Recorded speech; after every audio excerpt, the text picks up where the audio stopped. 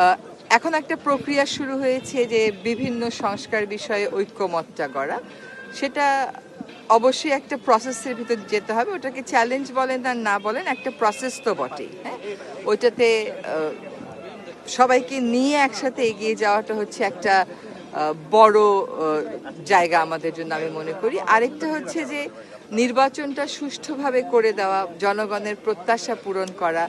আরেকটা বড় বিষয় হচ্ছে সবসময় আমরা বলি যে এই যে জুলাই অগস্টে যে হত্যাকাণ্ডটা হলো, যে বর্বরতাটা হলো, এইটার একটা সুষ্ঠু বিচার।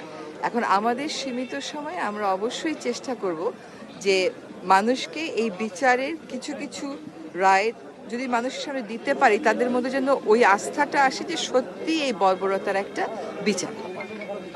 জাতীয় ঐক্যমত্য মানে সংস্কার কার্যক্রম শুরু হয়েছে, রাজনৈতিক দলগুলোর মধ্যে ঐক্যমত্য কতটা হবে বলে আপনার প্রত্যাশা? না, প্রত্যাশা তো অবশ্যই করব যে জাতীয় স্বার্থে, ব্যক্তি এবং দলীয় স্বার্থের ঊর্ধ্বে উঠে আমরা ঐক্যমত করব।